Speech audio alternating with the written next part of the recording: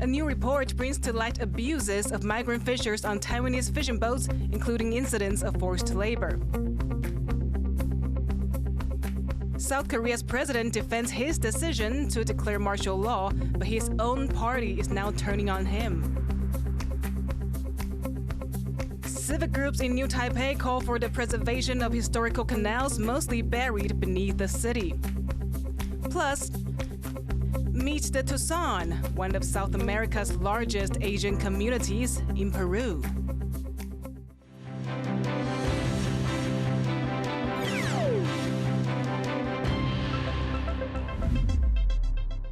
Welcome to TaiwanPlus News. I'm Yvonne Yang.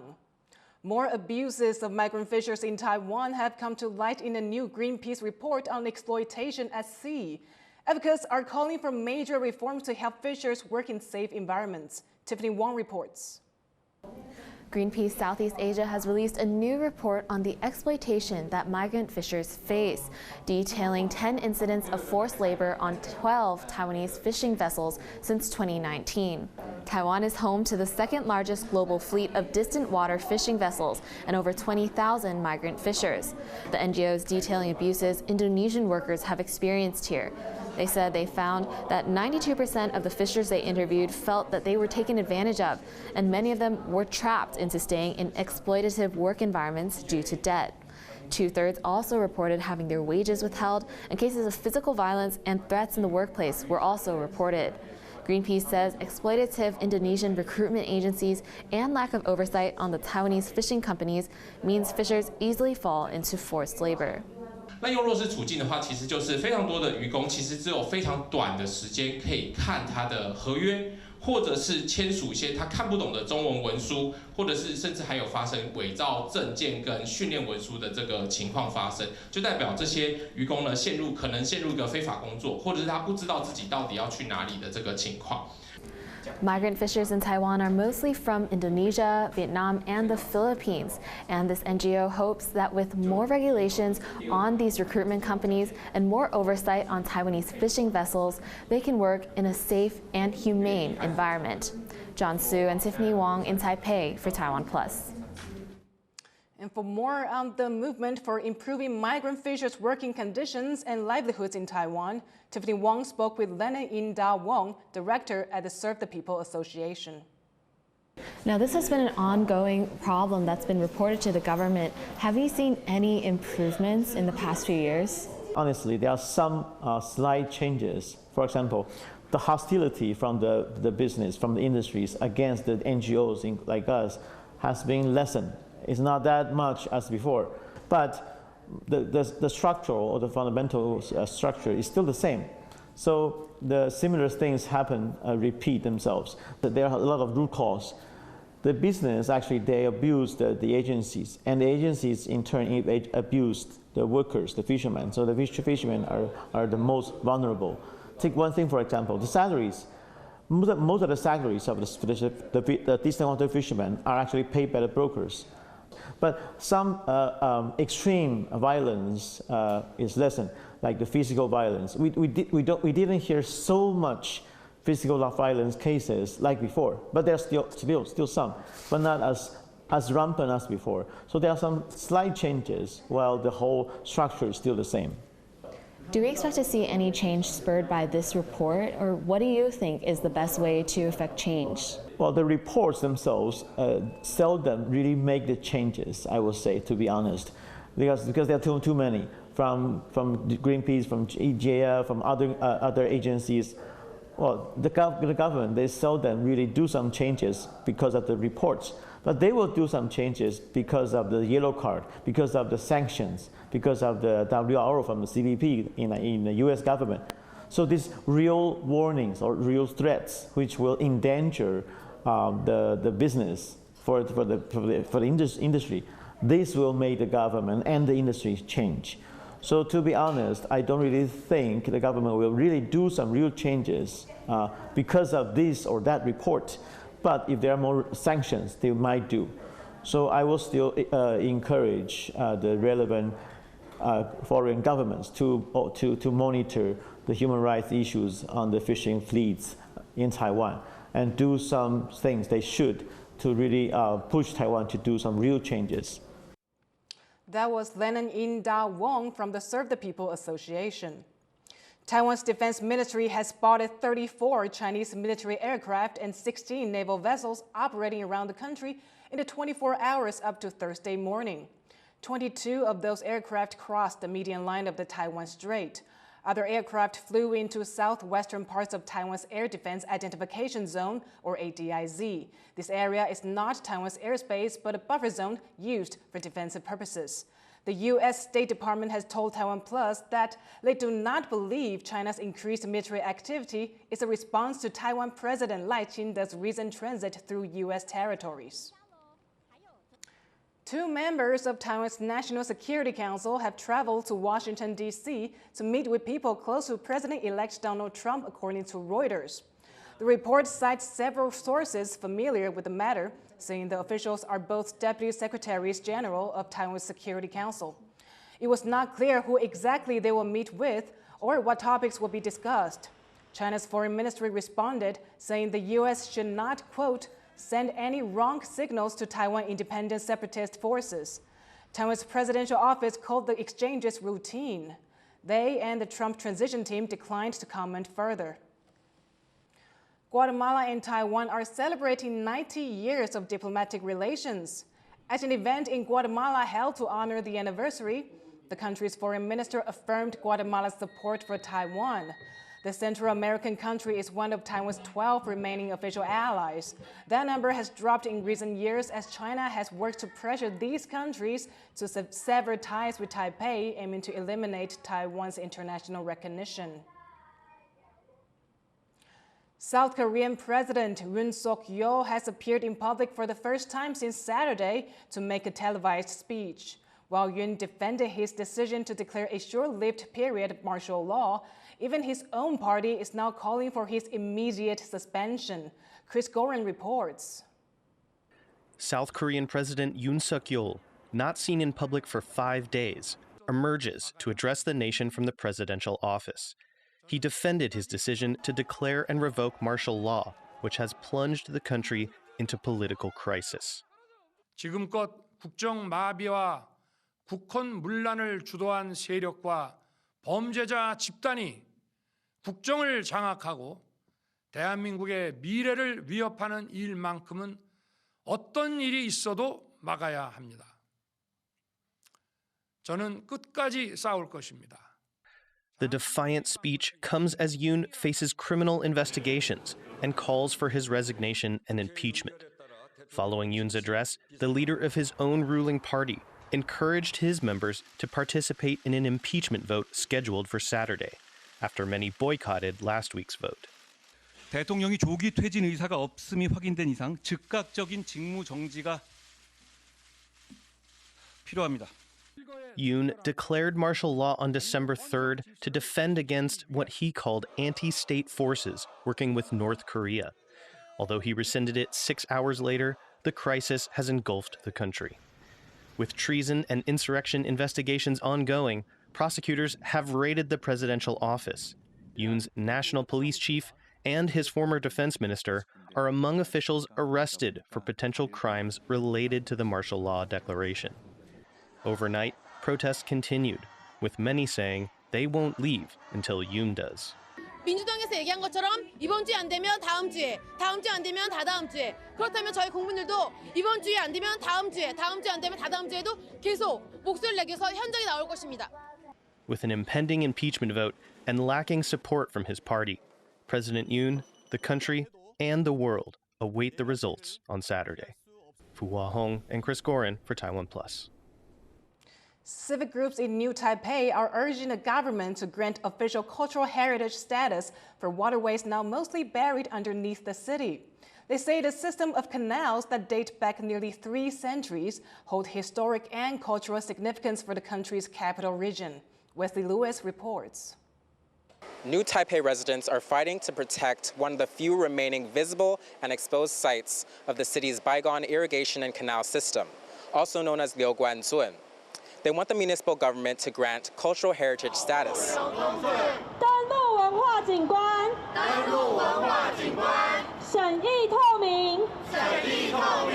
A rally held today, organized by local civic groups, falls on the same day as a scheduled government inspection of the site to determine cultural landscape status, which is given to historically significant man-made environments. Without this government-appointed status, it leaves the remainder of Liuguanzuan and some of its surrounding historic buildings and houses vulnerable to demolition, something that demonstrators here say would jeopardize the neighborhood's unique character. 这里是我们的家，这里是我们的记忆，这里是我的故乡。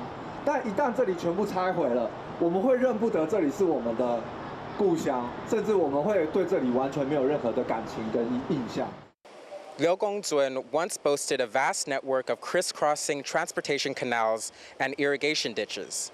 They were mostly built in the mid-18th century during Qing rule in Taiwan. But that changed in the 20th century, especially in the 1970s, when many of these canals and ditches were filled in for roads. Demonstrators want the city government to provide concrete protections for Liuguanzuan. Their ultimate goal is to ensure modernization doesn't just steamroll over the city's unique history and cultural heritage. Kamashu and Wesley Lewis in New Taipei for TaiwanPlus. A heritage building in the historic town of Lukang has partially collapsed after years of alleged neglect. Local officials say it wasn't them who let a building fall into disrepair and are instead blaming the central government. John Van Trieste reports.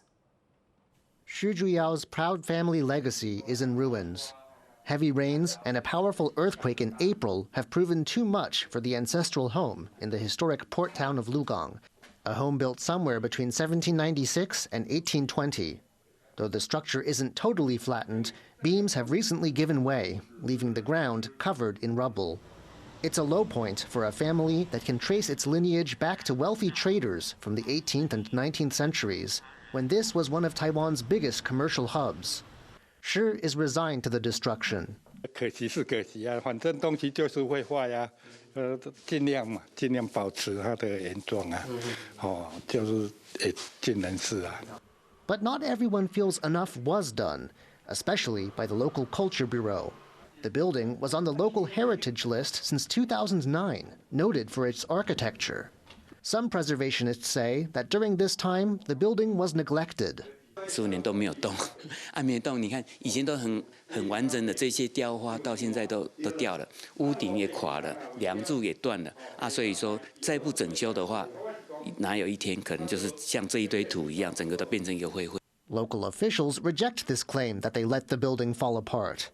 The county's Cultural Affairs Bureau says it started planning to fix it up in 2019, and that as recently as April, it applied for funding from the central government. But that funding never came through. Now the Bureau says it's assessing whether the building needs emergency stabilization and repairs, and it will try to get funding from the central government to restore the building fully. 损坏状况是不是有更加严重的一个状况哈？我们在请专业学者去判断哈。那如果说有需要做紧急必要的一个加固修缮的话哈，那我们会紧速来处理这样子。 In a town known for pride in its past, the heavy damage to the old Shi family home slipped through the cracks. Now it's a matter of seeing how much of this 200-year-old heritage building can be salvaged. Klein Wang and John Van Trieste for TaiwanPlus. Taiwan has developed several new technologies in the fight against agricultural waste. Our reporter Sandy Chi explains. Agriculture is an essential part of daily life, producing food for the nation. But it also generates tons of waste. In a bid to reduce these leftovers, Taiwan has developed various innovative technologies to maximize the use of agricultural byproducts. Taiwan produces around 400,000 metric tons of pineapples every year, leaving up to 200,000 tons of pineapple peel as a byproduct. To make better use of the leftovers, researchers have developed a method to transform the peel into silage to replace forage and cattle feed. This approach is not only sustainable, but also reduces cost by 30% compared to importing grass for feed. 吃皮跟吃草一样，那就是营养成分的差异，额外的添加一些的适量成分，然后把它营养给补足。Meanwhile, Taiwan's Fisheries Research Institute has found new purpose for leftover oyster shells. They can be ground into powder and formed into underwater reef structures. 都是试图提供孔隙、阴影、适合的机制，让这些珊瑚啦、藻类啦、附着无脊椎生物躲栖。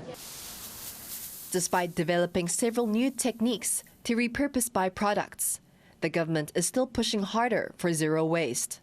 It's now looking at other leftovers, such as rice husks. 我们下一步要把稻壳里面的这些高价的物质把它提出来，比如说硒，也是工业上一个很重要的产品。 For the past decade, Taiwan has been working with research institutions to achieve zero waste goals. Though there is still a long way to go, it is certain that such an approach is needed, as creative new ways will be key to tackling climate change for a greener world. Patrick Chen and Tani Chi for TaiwanPlus. Coming up after the break, what does the fall of the Assad regime in Syria mean for China's standing in the Middle East? We speak to an expert to find out.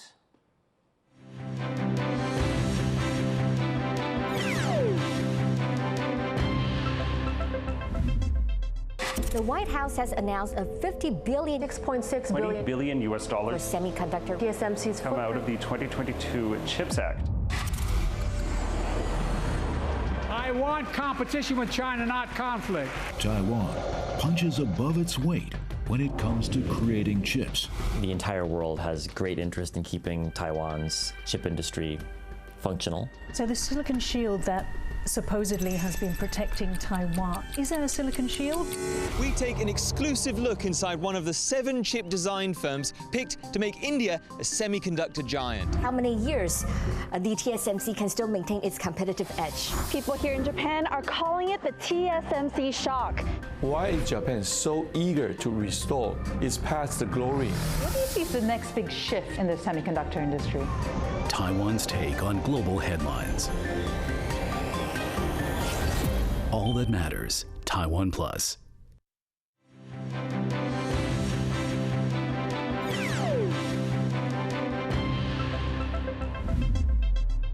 Welcome back. You're watching TaiwanPlus News. The UN General Assembly is demanding an immediate, unconditional, and permanent ceasefire in Gaza, as well as the release of all hostages. Stop the bleeding and restore life in Gaza, so it can be once again the beating heart of Palestine.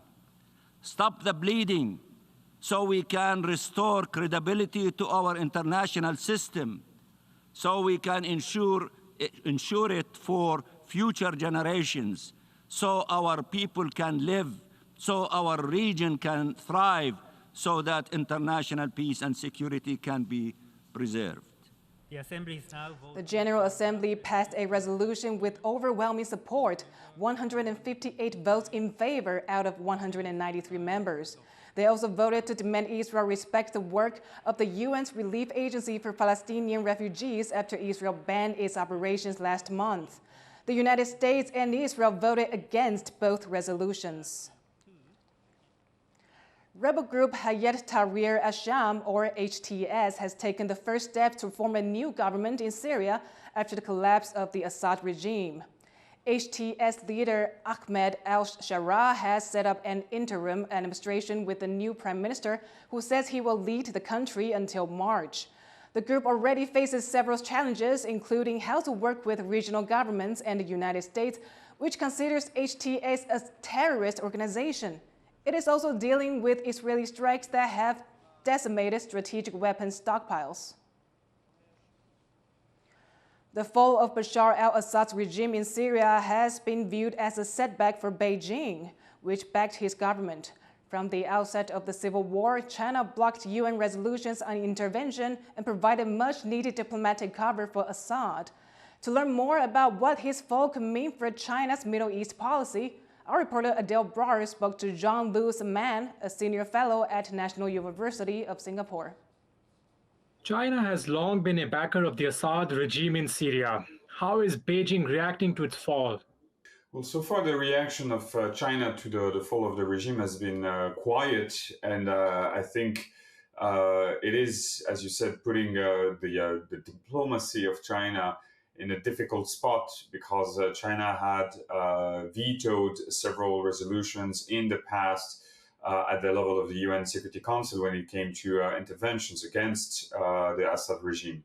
But beyond that, I don't think that we should compare the fallout of the Assad regime on China the same way we would do for Russia, which has been, by all means, the biggest external player.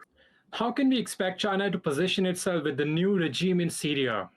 The best speculation so far is that, given the priorities inside Syria, this will be a government looking domestically rather than externally.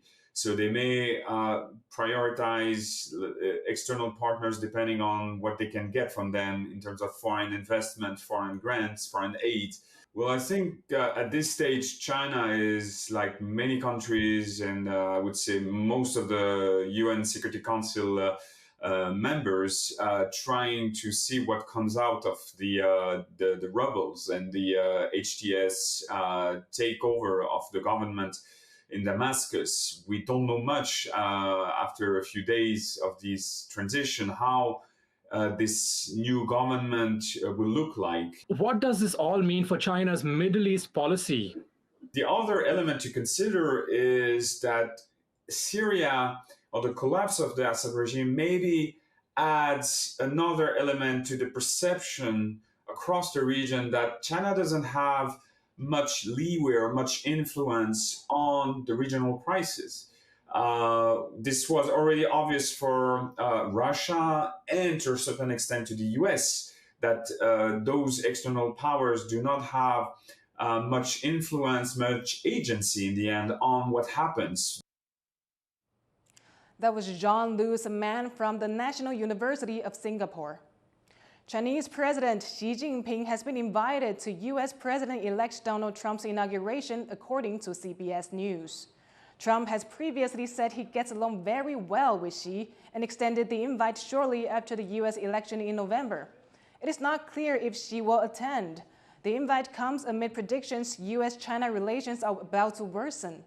Trump has named several China hawks to his cabinet, imposed a deadline to ban TikTok, and is vowing to impose tariffs on Chinese goods. He will be inaugurated on January 20th in Washington, D.C.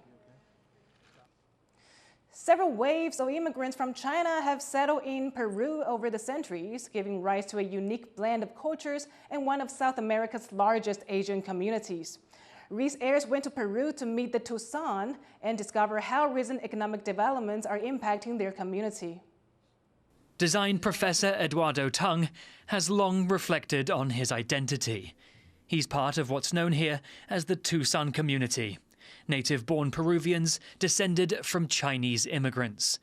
Like many Tusan, Tung has faced discrimination and struggles to fit in at home and abroad. Entonces siempre he tenido esos cuestionamientos, ¿no? De quién soy yo, ¿no? Porque cuando la gente me ve me dice chino, pero cuando yo estoy fuera del Perú, la gente me dice que yo soy peruano, me dice no, tú no eres peruano, tú eres chino, ¿no? But Tung learned to embrace his duality and now sits as a director of the Chinese-Peruvian Association, Peru's largest association uniting Tusan businesses and people. The Tusan, who get their name from a Chinese word meaning local born, are one of the largest Asian communities in South America, and over generations have left a distinct mark on Peruvian society. This is Barrio Chino, the heart of Lima's Tusan community. With almost 2 centuries of history, it's long been a hub for Chinese-Peruvian culture.